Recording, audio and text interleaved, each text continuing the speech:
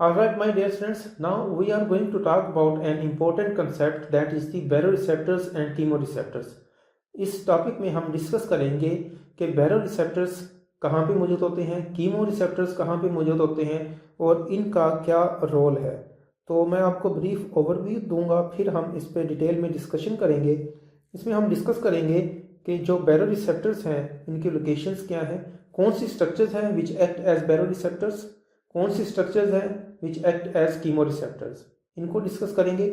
फिर हम डिस्कस करेंगे कि बैरोरिसेप्टर्स का क्या फंक्शन है और ये ब्लड प्रेशर को कैसे रेगुलेट करते हैं।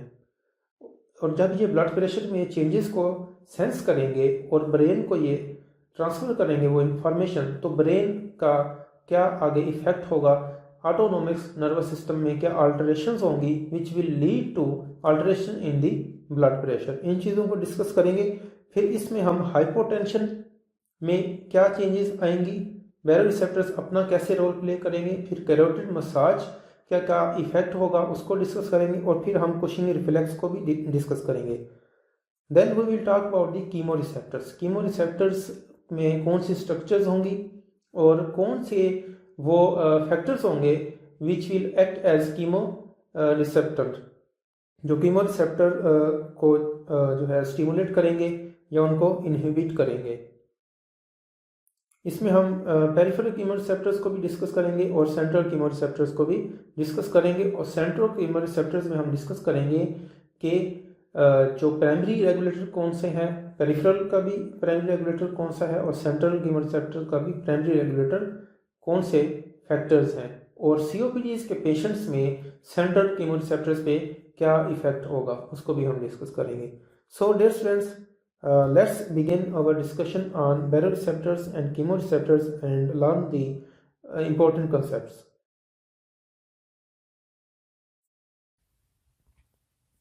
ओके डियर फ्रेंड्स, हम डिस्कस करते हैं अब बैरोरिसेप्टर्स को और कीमोरिसेप्टर्स को।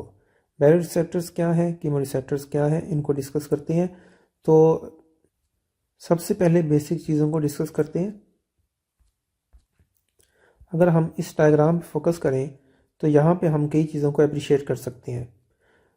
हम अप्रिशिएट कर सकते हैं कि यहाँ पे हमारे पास बेसिकली बॉडी में 3 स्ट्रक्चर्स ऐसी होती हैं which act as baroreceptor and chemoreceptors.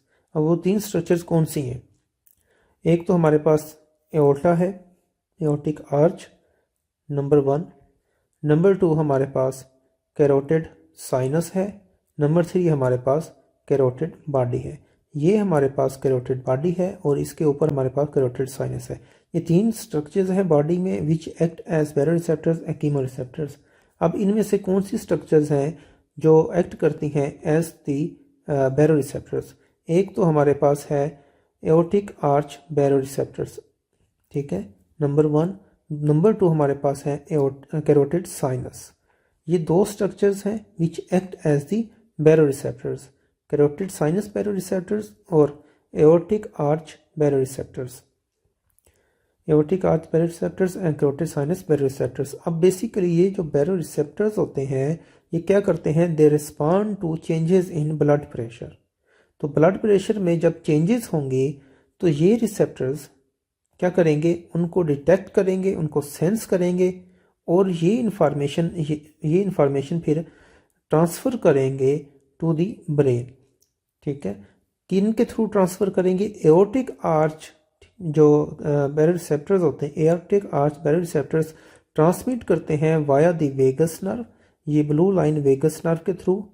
और जो कैरोटिड साइनस बैरोरिसेप्टर्स होते हैं ये ब्लड प्रेशर की चेंजेस को सेंस करके, डिटेक्ट करके ट्रांसफ़र करते हैं इन इम्पल्सेस को ग्लॉसोफेंजियल नर्व के थ्रू। और ये वेगस नर्व और ग्लॉसोफेंजियल नर्व फिर कहाँ पे जाती हैं? They go to the solitary nucleus in the medulla, यानी ब्रेन में जाती हैं और ब्रेन फिर उनको असेस करके अपना रिस्पॉन्ड करता है। इसके नतीजे में इफरेंट रिस्पांस होगा। इफरेंट रिस्पांस के नतीजे में जो ऑटोनोमिक नर्वस सिस्टम है उसमें अल्टरेशंस होंगी। उसमें अल्टरेशंस क्या होंगी कि उसमें जो सिंपैथेटिक नर्वस सिस्टम है और पैरासिम्पैथेटिक नर्वस सिस्टम है वो या तो ये इंक्रीज होगा या पैरासिम्पैथेटिक इंक्रीज होगा, या सिंपैथेटिक नर्वस सिस्टम डिक्रीज होगा, या पैरासिम्पैथेटिक नर्वस सिस्टम डिक्रीज हो जाएगा इनका रिस्पांस। तो ये यानी कि ऑटोनोमिक नर्वस सिस्टम में चेंजेस होंगी which will lead to increase blood pressure और डिक्रीज ब्लड प्रेशर। ठीक है, अगर ब्लड प्रेशर ज़्यादा है तो इफेक्टरी जो एक्शन होगा वो ब्लड प्रेशर डिक्रीज का होगा, और अगर ब्लड प्रेशर डिक्रीज है तो इफेक्ट क्या होगा, इंक्रीज ब्लड प्रेशर होगा। तो इस सारे मैकेनिज्म को हमने डिस्कस करना है। तो हम डिस्कस करते हैं बैरो रिसेप्टर्स को। ऑलरेडी हमने डिस्कस कर लिया है कि जो एओर्टिक आर्च है it is connected with the vagus nerve. Vagus nerve जो है एओर्टिक आर्च से जो इंफॉर्मेशन है या सेंसेस हैं वो कैरी करती है to the solitary nucleus of medulla which respond to changes in blood pressure. इसी तरह कैरोटिड साइनस है which are the dilated region superior to bifurcation of carotid arteries.